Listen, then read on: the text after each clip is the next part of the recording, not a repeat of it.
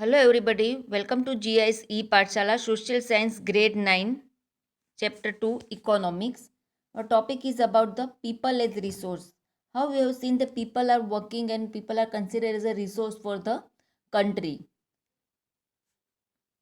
We have seen about the education things in the previous lecture, that how education is very important for the benefit of a one person. If educated person is getting more benefit compared to the less educated or uneducated people. Now we have to see something about the health. Health is also very important factor in our life, because we are saying health is wealth. If we are healthy, we can do proper work, better work, we can live a better lifestyle, we can earn more money. So all these things factors are there because of the health. Now, for the health of the person, our government is also working hard for the health services. Government health system. The government health system is composed of many tiers of hospitals. The primary health center PHC are the bottom of this tier. One provides general medical care to rural people. In rural area, primary health centers are there. After that, this followed by the community health center in bigger tehsil or block level towns. In block level towns, the community health centers are there. District hospitals are there at district level. So all the places the health facilities are available. Suppose in a rural place also the health facilities are available. If emergency is there, people can go to the primary health center and people can get the service, medical treatment, whatever they needed. Further, medical colleges are present in major cities where doctors of all specialties are present. See, in medical colleges also the doctors are available with specialist degrees and specialists are available. So, maximum doctors, maximum medical health related facilities are provided by government for the better health issue. There will be no health issues. And immediately if any health issues are there, immediately government is working hard regarding the health of the people and welfare of the people. Now see health infrastructure in 1951, 1981 and 2001, how the things are increased. Nursing staff, doctors, beds, dispensaries, hospitals, primary health centers, sub-centers, all the things are increasing in the day by day. Maximum facilities are provided by the government to the citizens. Now unemployment, this is a very common word, unemployment. When a person is actively seeking a job but is unable to get employed, he is called an unemployed person. When the person is having degree, person is qualified but then also he is not seeking a job, he is said to be an unemployed person. People in the working age of 15 to 59 years only can be termed unemployed.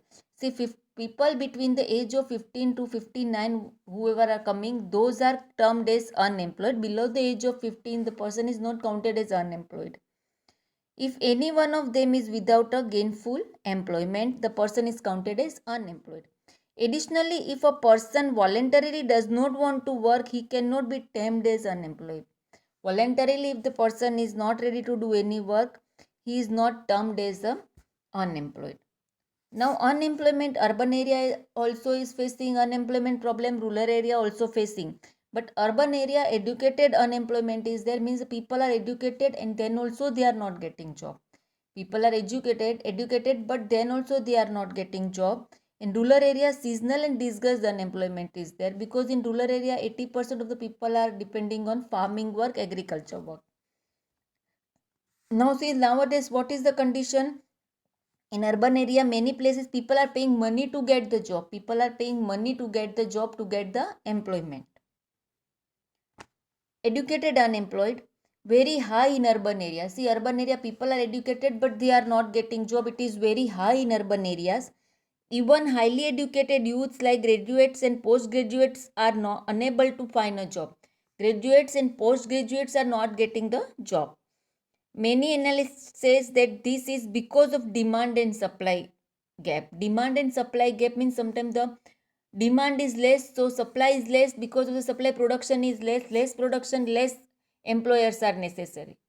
Employees are necessary. Like that, the things are going on.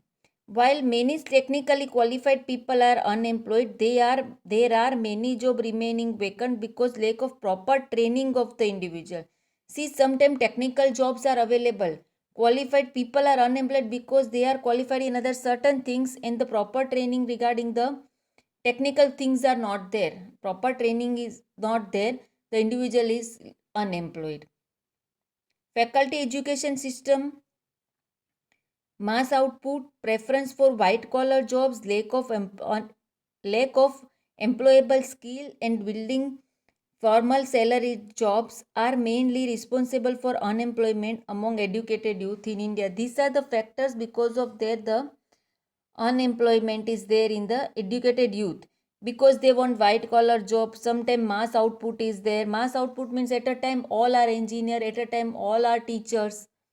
Suppose these are the in final term or final exams, there are so many people are there, but maximum are coming the output. Maximum output is of engineer, maximum output is of teacher. So many people are there, so they are not getting the job. Sometimes they want white collar jobs, sometimes salary related problems are there. Such type of things are there, because of that the people are educated people are unemployed. Seasonal unemployment. This type of unemployment is more prevalent in rural areas. People dependent on agriculture usually face this. As you know, because in this season, farmers are there, agriculture people who are related with agriculture job, they have to depend on season and seasonal work is there. Farming cycle is a session based cycle.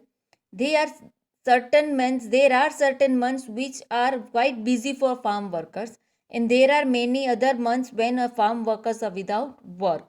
In the season, the farm workers are very busy, and after the season, the farm workers are without work. They have to live like that. So the seasonal unemployment is there. Now, hidden and disguised unemployment. This type of unemployment is also more prevalent in rural areas. To understand this, let us take the example of a family with 8 working members. All of them are working on the farm. 8 family members are there. All of them are working on the farm. The size of farm makes it possible to be efficiently managed by 5 persons only. See, the size of farm is like that 5 persons are enough for the working in that farm. But instead of 5, 8 are working, 3 more are working. The extra 3 persons are not contributing towards the growth in productivity. 3 are working more, but if 3 are working more, it is not giving much more productivity. The farm is not going to give much more productivity because the size of the farm is proper for working for the 5 people. They are working because they have no other employment. They are working because they have no other gainful employment. Their potential could not have given better result in utilized anywhere. Similarly, situation can be seen in some families own a shop. Sometimes the family is owning a shop. That also the same type of thing is happening. Family members are working in the same shop, but not adding substantially to the output. One person is instead of one person, 5% are sitting in the job. But 5% are sitting, they are not serving to 50 people, and the output is not much more. Now, effect of unemployment, wastage of manpower resources, increase economic overload. Unemployment can be emotionally dragging on the unemployed person, draining on the unemployed person. It can be financial and emotional drain on his family members. A large number of unemployed people is ultimately a liability for the society. See, unemployed people are the liabilities for the society. High rate of unemployment can also increase the crime rate, because the people are not getting any job, then they are doing some of the crime. For doing a small crime, somebody is paying money for doing a small crime, they are ready to do the crime. They are not saying that this thing will not good for my career or my better future. This will spoil my full life. But for the small amount also people are doing crime. So high rate of unemployment can also increase the crime rate. And because of such type of unemployment, many a time we notice that the people of very young age, youth are running and youth are there in the crime things. Self-employment comes under the primary sector. See, self-employment is also comes under the primary sector. Employment scenario. Agriculture is the most labor absorbing sector of the economy. In recent years, there has been a decline in the dependence of agricultural partly because of discussed unemployment as discussed earlier. Some of the surplus labor in agriculture have moved to either the secondary or tertiary sectors. See, we have seen that the discussed or hidden unemployment, extra people are working. So these extra people are now moving towards the secondary or tertiary job sectors. Small scale industries in the most labor absorbing in the secondary sector. Small scale industry is the most labor absorbing in the secondary sector. In case tertiary sector, various new services like biotechnology, IT are now appearing. Now the one story is given. We will see the story of a village. There was a village inhabited by several families. Each family produced enough to feed its member. See the well settled village is there. Each family met its need by the members making their own clothes, teaching their own children. One of the families decided to send one of its sons to an agriculture college. See, one family member decided to send his son to a agriculture college. The boy got the admission in the nearby college of agriculture. After some time, he became qualified agro engineer, and the boy became a qualified agro engineer. Came back to the village. He proved to be so creative that he could design an improved type of plow which increased the yield of wheat. And then he did ample of very good things in agriculture sector and the modernized techniques and maximum good things he provided, and they earned the good profit which they shared among themselves. All the people of the village earned good profit and they shared themselves. Inspired by this success, all families after some time held a meeting in the village. They all wanted to have a better future for their children too. Now after seeing the one person, others also decided that we should send our child to outside so they can learn modern technologies, many more new things. They requested the panchayat to open a school in the village. They assured the panchayat that they would all send their children to school. They requested panchayat to open a proper school and they will send their children to the school. The panchayat with the help of government opened a school. A teacher was recruited from the nearby town. All the children of the villages started going to school. Now see, teacher was also appointed, school started, all the children started going to school. So education they are getting. After some time, one of the families gave training to his daughter in tailoring. She started stitching clothes for all the families of the village. For everyone now wanted to buy and wear well tailored clothes. Now one family has given his daughter the training of tailoring and she started the stitching work. This had another positive effect. The time of the farmer is going for buying clothes was saved. As farmers spent more time As farmers spent more time in the field, the yield of the farmers went up. See, previously what happens, the farmers have to go outside of the town. They are spending one day, half day time for the clothes and all the things. But now the girl is making and stitching the clothes and all the things in the town only. So they are saving their time, and instead of going outside, they are using their time for the farm working only, for the work in the farm only.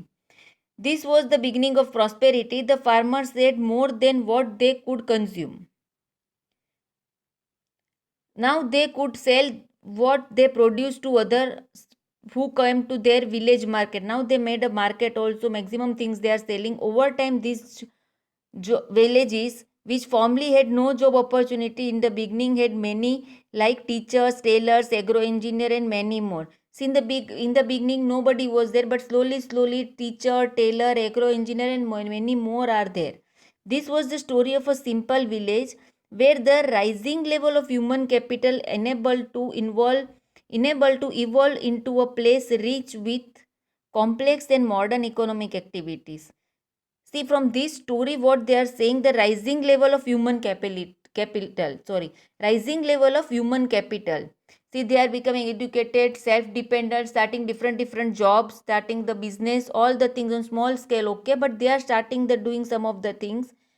So this make the evolve to into a place rich with complex and modern economic activities. Now the complex and modern economic activities started, and these things are bringing to the economic growth of the country also, and these are things develop the human capital. Because of all these things, human capital developed and enabled to involve the rich life, and maximum they can contribute to the country also. Thank you.